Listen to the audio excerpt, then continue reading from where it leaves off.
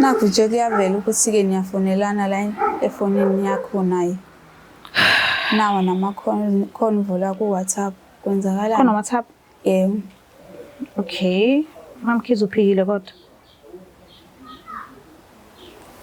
Kahle kahle kumele mina ngenze njani mangabe ubaba wengane zakhe efonela mina? Since wena ungayidelethanga ama-numbers wakhe kade umfonela. Okumele wenze njani? Uma ekufonela, wena wazi ukuthi kumuntu uma ekufonela ungasekho isidingo sokuthi ukhulume naye umtshele ukuthi asekho isidingo sokuthi akafonele mina. Noma kuthiwa ngisho njalo. Elokhu engixone ngifonela kumele ngenze njani mina? Awungiblockanga ngani? Why ungamblockanga?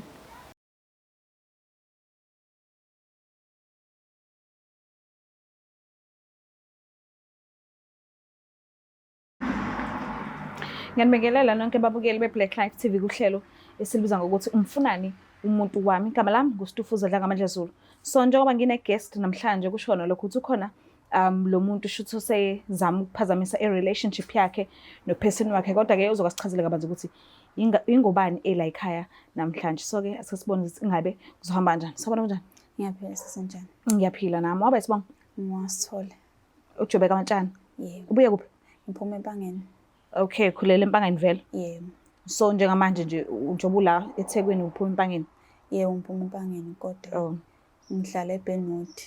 Uqashile? Yebo. Okay. Ngicela ungiqale la uhlangana khona nophesini wakho, bekumuphi unyaka, nihlangane kanjani, kwakwenze njani? Kwaku-2016 sahlangana ngisafunda umatric. Yeah. Sahlangana nje sathandana. Kwawukuthi sesithola nabantwana saqhubeka nje sathandana. Ngase-ke ngiyamuva ngoba ngila eThekwini ngifike ngoba ngizofunda. Oh. So umuntu wakho wokuqala nje lo empilweni yakho nase naba nezingane? Yebo, yena. Alright. So ngaleso sikhathi mhlambe ukuhlanganisile nabazali bakhe, umndeni wakhe noma nje kwenzakalani, niphila kanjani? Yebo, uhlanganele nomndeni ngoba nakusekhona ingane. Yebo, wafika nasekhaya kwafika kwaziwa yonke into nje yaziwa.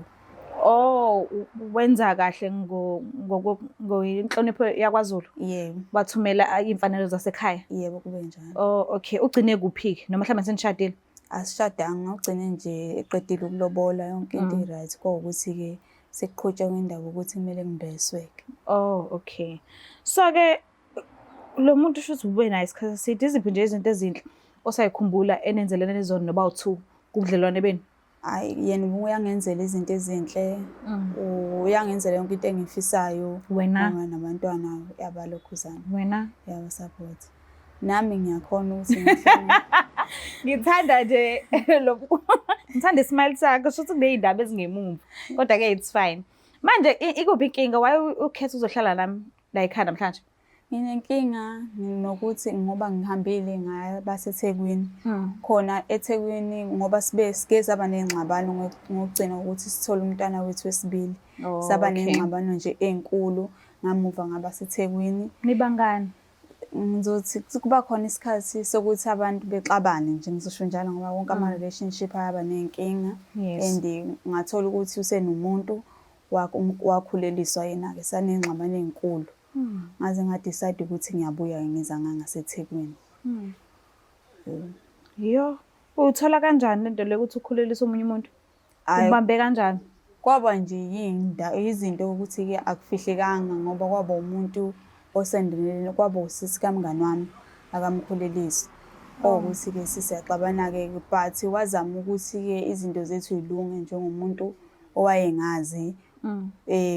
Saziwa nasemakhaya ngokwesiZulu. Uma uthi usisi kamngani wakho, usho njalo? Usisi kamngani wami akamkhulelisi. Okay. Uke wamchazela umngani wakho ukuthi hayibo nangu usisi wakho esenomntwana nobaba wengane zami nami? Kwaba ukuthi vele intombazane usisi kamngani wami ma bese bechaza bathi-ke bese bancane kwakuyilento yokumajolana. Kwawukuthi izinto engangingazazi. Kwawukuthi nami vele angisafuni ukustikha entweni yokuthi siyaxabana naye yonke into. Ngavele ngadecide nje ukuthi ngimuvele ngihambe ngiyishayela umoya. Yo. Mhlampe-ke umntwana usemngakanani manje? Umntwana oyokugcina usenonyaka nezinyanga eziwu-2. Cha lo kasisi kamngani. Okasisikamngani ngizothini mhlawumbe ungaphansi kodwa kwalo owami omncane. Lo wesibili. Yebo. So uke wathola isikhathi wahlala phansi nomyeni wakho wambuza nje ngayo yonke into. Ngiya-understand ukuthi naxabana nani but ubuyele emumva nje kuyena uyobheka ukuthi sithini story mhlambe ngabe nikulesi simo enikusona manje nifike kanjani. Mhlawumbe ukuthola umsuku ukuthi mhlawumbe wena ushodisephi noma kwenzekeni ukuze athole omunye umntwana ekubeni nawe ukhona empilweni yakhe and niyathandana. Hayi, uyilolu hlobo nje lomuntu ukuthi-ke mayephile nabangani, mayephuzile yonke leyo nto efika ebusuku make kwaqala indaba yenkulumo uyaphuma uyahamba akukhulumi. Akhulume kunaye sidalo. Yebo. Okay. So inamba kasisi-ke mhlambe uyithole kumngani wakho? Inamba kama wengane kamyeni wakho? Inamba kaMawelozane angigxilanga ngokwendaba kaMawengane. Okungilethele ekhaya isizathu sokuthi sengiyambona ukuthi ngoba wangitshela ukuthi uhlukene nomama wengane. Senginokuthi ngiyambona njengamanje since ngifike eThekwini akangikhulumisi. Ama-calls ami mangifona akawabambi, akafoni ukuthi ebuze abantwana ukuthi bakanjani. Kuyizinto nje kanjalo. Ngiyabona ukuthi yena shuthi sekukhona futhi lo muntu akasenaye akhona. Oh, ngitshela ukuthi kusawumuntu oyi-one. So-ke njengoba usinikezile inamba yakhe uyithathe phi? Inamba kasisi. Yes, usisi lo othe asimfonele simhlanganise nawe. Ngifonile emakhaya nanokuthi bengibona ukuthi akekho right. Ngacela emakhaya omunye umngani wami osondelene naye ubaba wengane. Ngamcela ngathi ngisacela ngicheckele ukuthi-ke kwenzakalani ngaye ngoba usenezizathu ezikanje. Wathi usazokhuluma nomunye umngani wakhe. Okay. Ukuthi emcheckele ukuthi wathola-ke inamba ukuthi-ke ukhona umuntu akafonelana naye naka-WhatsApp-ana naye. Oh, okay. Yo. Ethi ngimlande-ke mhlawumbe uzokwazi ukuphendula yena kangcono umbuzo uzofikela ukuthi umbuze yona. Usumbona-ke manje ubuso nobuso. Yebo, ngiyacela. Awuqosithandela.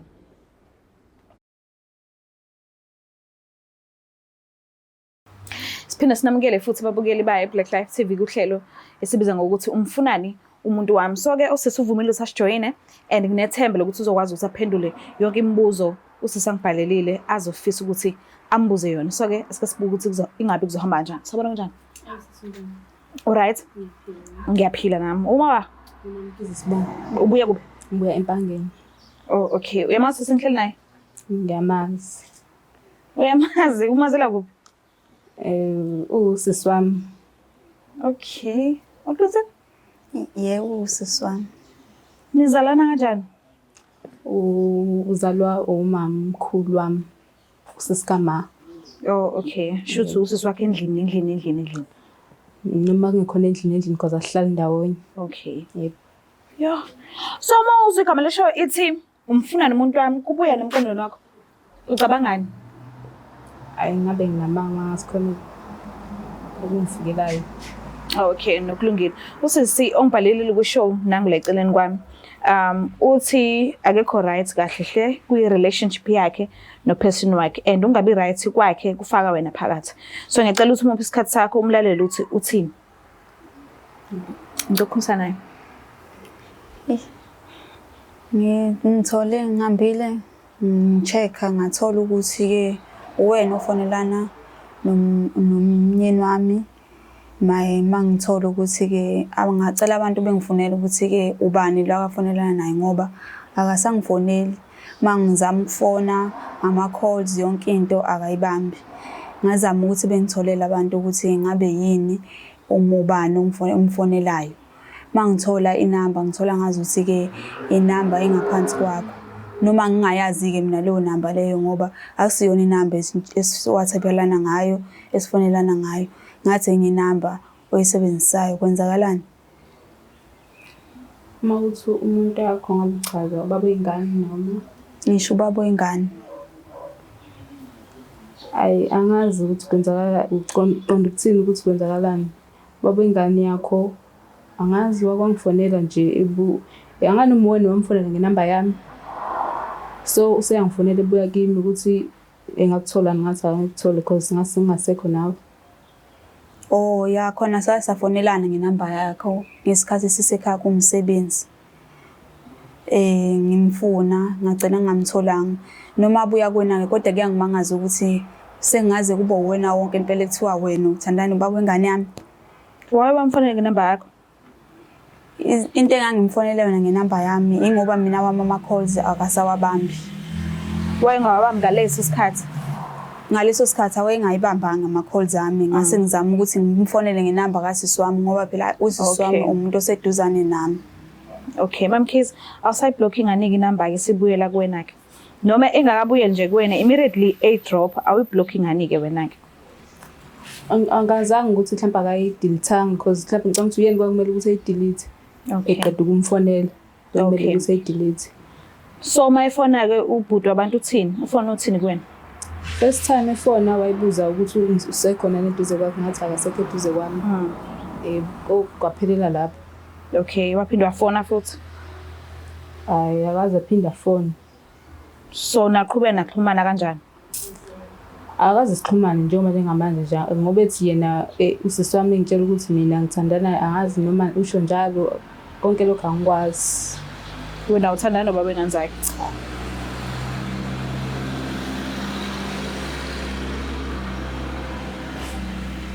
Uthathandana nobaba wengane?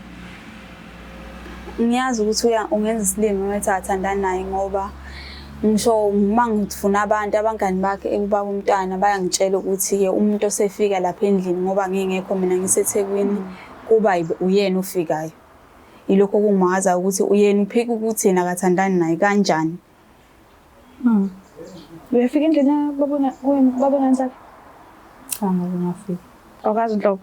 Pho laba bathi bayakubona usendlini bakuthathela block? Angazi ngoba mina angaze ngafika. Lokho agcina nje ukungifonela ngoba ngisho ukuthi agcina lapho ukukhuluma naye. So yenza njani nje? Mhlawumbe ayikho indlela ukuthi simfonele ubhuti wabantu sizama ukuthola ngayeke. Hayi, angikholwa ukuthi singamfonela simthole ngoba kade ngikhuluma nosisi bakhe bangitshela ukuthi akekho usesibhedlela. Okay, akekho right? Yebo. Eish.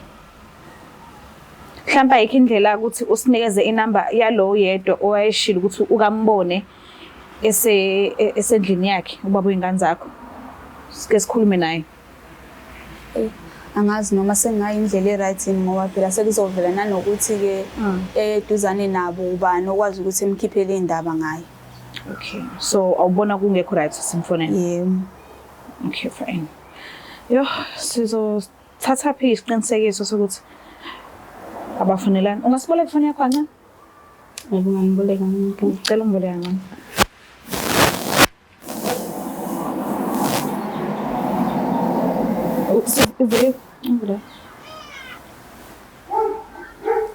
Ngicela ubheke inamba kababa wengane zakhe. Ucheck nama-call logs ukuthi abafonelani yini. Check na-duration ukuthi kube isikhathi singakanani if kwenzekile bafonelani. Nakho nje kuyavela ukuthi-ke niyafonelana la efonini yakho naye. Nawa nama-convo la ku-WhatsApp kwenzakalani? Khona WhatsApp? Yebo. Okay. Mam Khiz uphikile kodwa. Kahle kumele mina ngenze njani mangabe ubaba wengane zakhe efonela mina? Since wena ungayidelethanga ama-numbers wakhe kade umfonela. Okumele wenze njani? Uma ekufonela wena wazi ukuthi umuntu uma ekufonela ungasekho isidingo sokuthi ukhulume naye umtshele ukuthi asekho isidingo sokuthi akafonele mina. Noma kuthiwa ngisho njalo elokhu engicone ngifonela kumele ngenze njani mina? Awungiblockanga ngani? Why ungamblockanga? Ungedla ithende. Uncamela ukuthi ungihambe ngaphansi ungowasekhaya impela wonke. Since wena uma ngixoxela ukuthi umuntu wakho ukuphethe kanjani ey'nto ngazi kahle ukuthi vele wena naye usedothelana. Kangabe ngenze njani? Hawu, wesikhathi wangitshela nokuthi usunomuntu lahlala khona eThekwini. Usungaziwenza leyo into kimi wonke, kimi. Ngiyabona yonke into nje ongayenza ku. Phela wangichazela nje yonke into ukuthi ukuphethe kanjani nami ngangifuna ukuza abantu abayizo. So cha bazonakala bo. Hawu, utshela mina lokho ukuthi wena ungenzani kumuntu wami? Ayingeke kanjani nje kanjani? Kanjani ungitshela leyo into leyo mina? Senesikhathi singakanani nathandana-ke lo baba wengane zakhe? Ngicabanga ukuthi unyaka uphelile manje. Yeah. So uthandane naye ngesimanga sokuthi ukutshelile ukuthi abasekho right and usenomuntu athandana naye la ehlala khona. Hayi ngeke. Uyavuma impela ukuthi uyaqhubeka uyathandana nomuntu wami. Hayi ngeke into kanjani nje ngempela le ngeke angeke ayikho into engalunga la. Hayi siyathandana ngempela futhi ngiphethe kahle. Ngiyalenga uNkulunkulu wami. Shuthi manithandana unalo ulwazi ukuthi indaba esesibhedlela. Noma nginalo liphelele ukuthi indaba esesibhedlela. Uke wayomcheck? No. Okay. Mhlawumbe isizathu? Isizathu noma sithandana kodwa nje kuyona into etheni kodwa nje siyathandana. Uthandana naye kuphela noma nawe unaye umuntu wakhe eceleni? Nginaye umuntu wami. Okay. So now that usisi wakho usetholile, ucabanga ukushiya phansi o usayimisele nje ngokuba naye vele kwezothanda? Hayi ngendlela angiphethe ngayo ngicabanga ukuthi ngisazoqhubeka.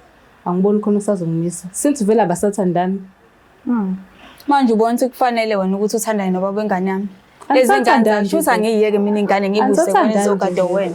Angisathandana, ngihlangana nengane. Akazi sisikiphe leso sinqumo noma bethiwa siyasathandana. Pho wena uba kanjani nomunye umuntu la usuhlala khona masathandana nobaba wengane? Phela isizathu salezo zinto angithi ngoba ngase ngimbone ukuthi akasangenzeli izinto kahle.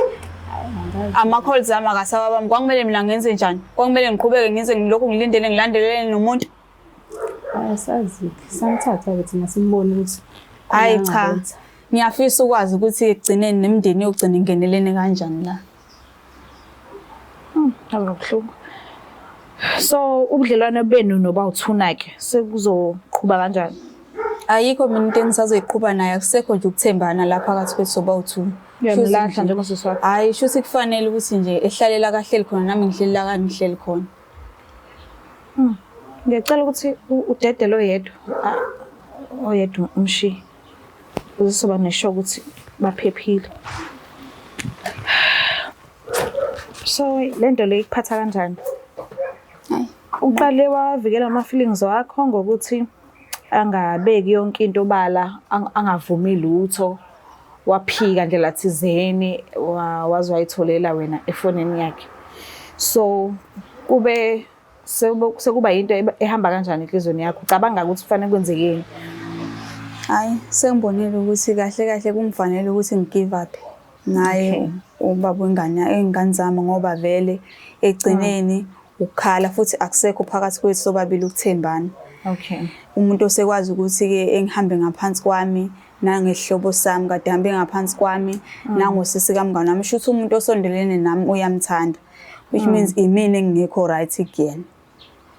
So angeke uphinde umthembe? Hayi asisekho isidingo sokuthi nanokuthi nje iphinde ibuye beseduzana empilweni yami angisasibona isidingo. Manje baba umntwana uzomlinda zabuye esibhedlela noma mhlawumbe uzombonela khona ufuna ukubuza ukuthi usithini isitori sakhe? Ngicabanga ukuthi kuzoba right ukuthi ke ngihlale phansi nomndeni wami, abazali bami ngibatshele iqiniso. Kube ukuthi ke mase kuyafika isikhathi sokuthi kukhulunywe ngomndeni wakhe, mase ngiyasichaza isitori sami sokuthi isiphi isizathu sokuthi ngesisaphinde sibuyelane. No, ngiyakuzwa, ngikufisela inhlanhla ke ukuthi ukwazi ukuhila kahle udlule kuyona yonke lento. Ngimzwile kona echaza ukuthi uyazi ukuthi wena ukuthi wena wamxoxela ukuthi nawe usunomuntu, but ngiyazi mhlambe ubusanethemba lokuthi nisazoba right nobaba wengane zakho. Yeah. So ngathi ungahila ube right. Ngiyabonga kakhulu. Mbuke lapha ekhaya nizibonelele ukuthi kuhambe kanjani and akuyona ejabulisayo kubuhlungu. Ngiyazwela nomuntu ufika ngabe sizibuzele yena bese ngesize sikhona umthola khona esibhedlela akekho right. Nanoma bekuthiwa simtholile but nani niyazi umuntu mesesibhedlela akufuneka lokho ekhulunyiswa izinto eziningi ngoba kufanele aphole kahle, then mhlambe mekwenzeka abuye ekhaya bazokwazi ukuthi baxoxisane noma wengane zakhe, mhlambe one day bayoba right asazi. Cela usungakhohlwa usubscribe, ulike, ushare, mina ngiyithanda kakhulu. Bye. Der Black Live TV.